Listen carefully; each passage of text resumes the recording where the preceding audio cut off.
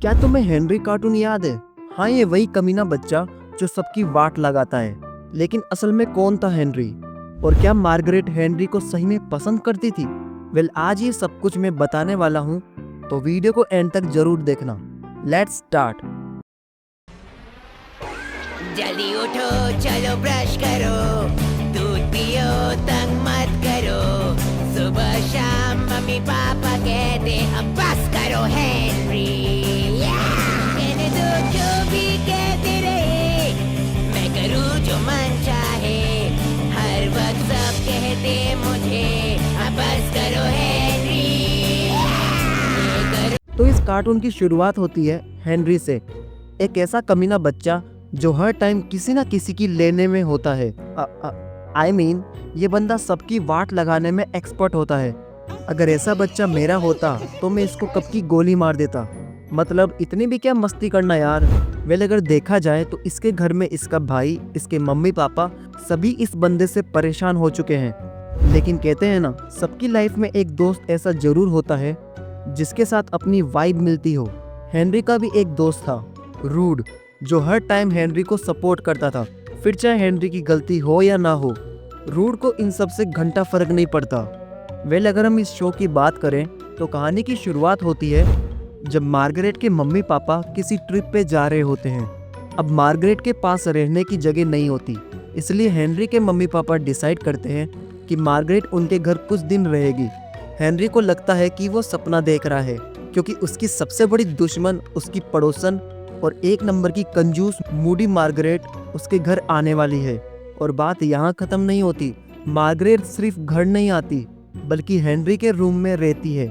क्या तुम भी वही सोच रहे हो जो मैं सोच रहा हूँ? लेकिन हेनरी को शिफ्ट कर दिया जाता है पीटर के रूम में, जहाँ सब कुछ साफ सुथरा और बोरिंग होता है, जो कि हेनरी को इन सब की आदत कभी नहीं थी।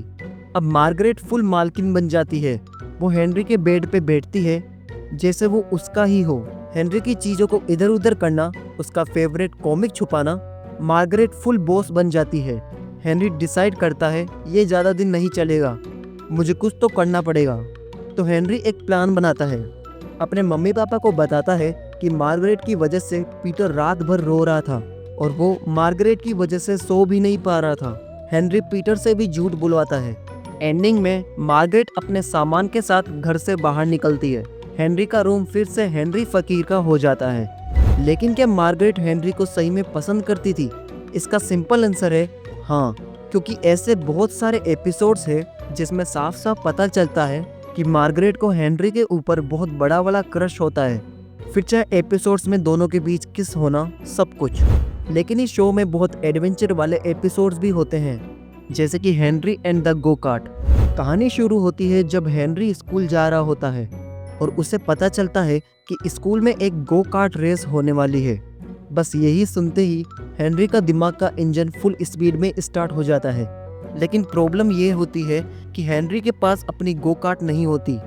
मम्मी पापा नया खरीद के देने से मना कर देते हैं, क्योंकि हेनरी ने लास्ट बार टॉय कार का अंजर पंजर ढीले कर दिए थे।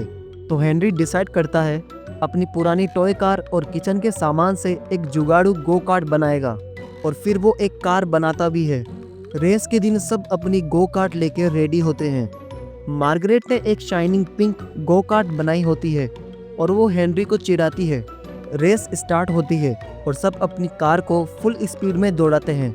हेनरी पहले स्लो होता है, लेकिन उसने रेस के शॉर्टकट्स याद कर रखे होते हैं और हेनरी अपनी स्पीड बढ़ाता है और मार्गरेट के बिल्कुल साथ आ जाता है। तभी मार्गरेट हेनरी को धक्का मारती है। चीटिंग शुरू हो जाती है, लेकिन हेनरी भी कम नहीं। वो अपनी कार से पॉपकॉर्न का डब्बा मार्गरेट के टायर में फंसा देता है। हेनरी फुल स्पीड में आता है और फिनिश लाइन क्रॉस कर लेता है और हेनरी ये रेस जीत जाता है। ऐसा ही एपिसोड एक और है जिसका नाम है द बुगी बेबी सीटर। तो कहानी की शुरुआत होती है एक शाम से, जब हेनरी के मम्मी पापा डिनर डेट पे जा रहे होते हैं और उस दिन उनका रेगुलर बेबी सीटर अवेलेबल नहीं होता। तभी हेनरी की मम्मी कहती है आज तुम्हारा नया बेबी सीटर आ रहा है, रैबिट रेबिका। हेनरी का चेहरा एकदम से सूख जाता है। उसने ये नाम पहले सुन रखा था और उसके बारे में स्कूल में हॉरर स्टोरीज भी फेमस थी। पीटर तो खुश होता है क्योंकि वो सोचता है कि हर कोई बेबी सीटर अच्छी होती है, लेकिन हेनरी समझ जाता है।